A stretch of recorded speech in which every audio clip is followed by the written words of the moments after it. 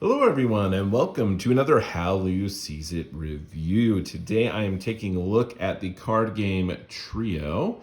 This is published by Happy Camper. I believe their very first published game, so very excited for them. They did provide a copy of this game for purposes of this review.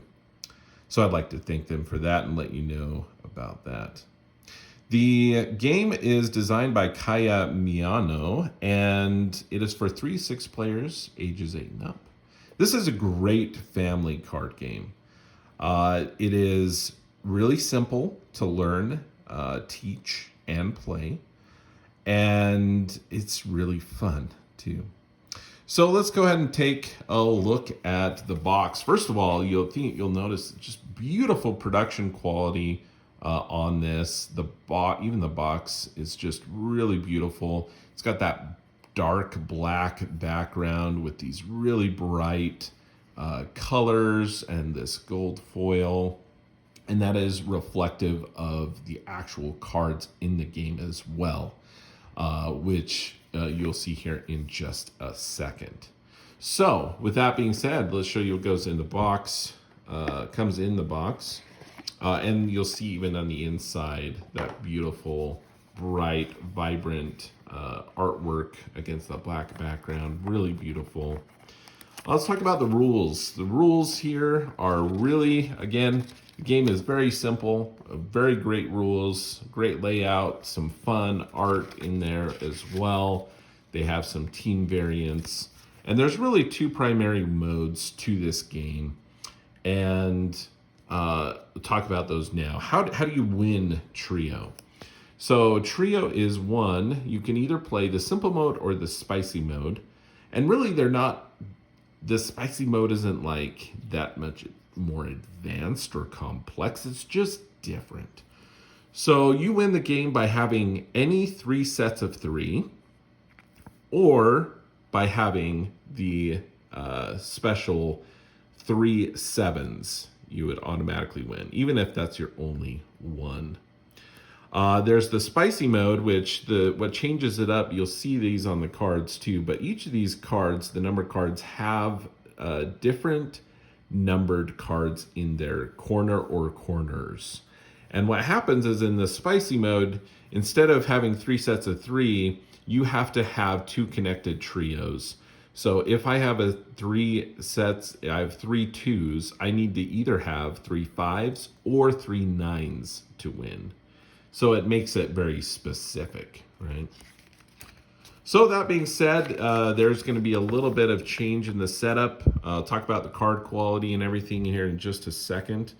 But the number of players here from 3 to 6 is going to change the number of cards per player that are dealt out, and the number of cards that will be left over and placed in the middle. Gameplay is very, very simple in this, which I'll get to in just a second. I want to talk about the card quality. So the card quality is really fantastic. You got the nice linen finish, good thickness to the cards. And we'll show you after the gameplay some more of these cards, but just really beautiful. The black with the cards, the card artwork behind it, very vibrant numbers. The one thing with the cards that could be confusing to people initially is when they're looking at, you have the big number and you have the number in the top left and right. Let me grab there we go. Look at that. The 7 does not have that because that's a special card in both modes, right? As soon as you get 3 of those, you win automatically, so you don't need that reference to other cards. But really, really fun. This one has that gold finish on it. It's like winning a gold ticket. It's got the piñata. Just really, really cool there. Spoiler alert for my little demo there. But you'll see here, it has a 3 and 11 in the corner. That can be a little bit confusing sometimes when you're looking at the cards. But again, they're small, they're out of the way. They do have color references with the numbers. Anyway, I think the cards are really great. The layout, the artwork, and the quality of the cards is really fantastic. So let's get into the actual gameplay. The actual gameplay is very, very simple. You are going to deal out those cards. You're going to look at them. You get to look at your cards. You're going to organize them from low to high. You may, in some cases, like this one here, you may in some cases have two, maybe even three of the same number. That would be very, very lucky. But they would just go next to each other, right? So on your turn, you get to ask other players to reveal their lowest or highest card. I can say, hey, I'd like to see your lowest card. Ooh, a 1. That's the lowest card in the game. The game goes from 1 to 12, and there's 3 of each card. So there's no more, no less. There's 3 of each. And then at this point, I have a couple different options. Again, I could ask the same player, reveal your next lowest card. In this case, they had 2 1s. That's very, very lucky. I doubt they have the other one. So I can go to another player and say, hey, reveal your lowest card. Oh, it's a 4. Okay. You continue playing. So I matched. So I got to go again. You continue playing until you don't match. We didn't have a match. The cards go back over. So now everyone knows this player has 3 1s. Now, do they have the third one? No, they do not, okay? So on that player's turn, they know that they have those. All the other players know it too. But on their turn, they could ask someone else, hey, what's your lowest card? Ooh, a 10? That's probably not likely. I didn't organize these. These are actually the middle cards. So the other option you have, instead of asking a player your lowest or highest card, or your next lowest, next highest, if you've already asked them that, is that there will be some cards in the middle. Those you simply choose one to flip over. If they're lucky enough, they flip over this one from the middle, and then they can reveal their own. So you don't have to ask the other players. You can say, hey, I'm going with my lowest and my next lowest, and then they have their match. Unlike some other games where you get matches, you do not get to go again. That ends your turn.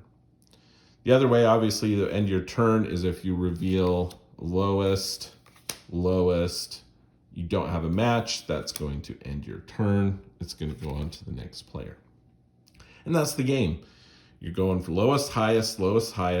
Obviously, that's why the 7s are kind of a special, kind of a catch-up mechanism that I think is kind of brilliant, because as the low and high cards get taken from the other players, then we are going to start seeing more access to those 7s, right?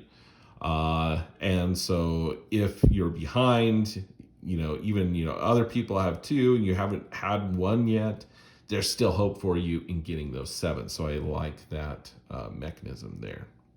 It's also interesting to have the spicy mode, if you will, because again, the games tend to be maybe slightly longer. I mean, both still very quick. In the aspect of once you get this set, I'm not looking just for another set. I could get a set of 2s and a set of 12s and win in the normal mode. Whereas in this mode, I have this set, this trio of 1s. Well, I need a trio of 6 or 8s to win. So the card layout and the gameplay is really well thought out.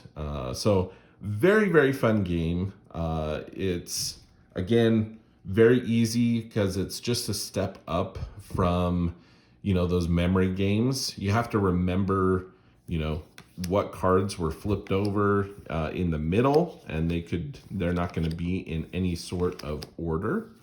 So you're going to have to remember what those are. You're going to have to remember what other players have done. And then once they've taken that, be like, oh, wait, they had 1s. Has someone looked at this card yet? I don't remember. I'm going to go with your lowest. That's a 5. What's my lowest? It's a 4. You can actually look. We said, hey, you can look at your own cards.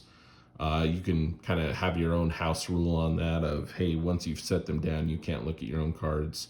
Or especially playing with kids and things like that, you can continue to look at your own cards.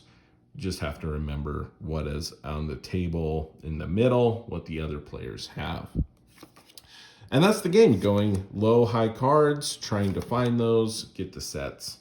And it is just, it's, again, a very simple concept, but I think a lot of people are looking for that. Card games that can play quickly, aren't complicated to teach or play.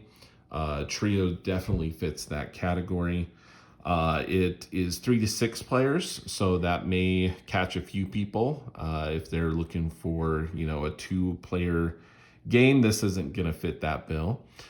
But 3 to 6 is nice. Instead of just 3 to 4, goes up to 6. I think it plays well and scales well with the different player counts.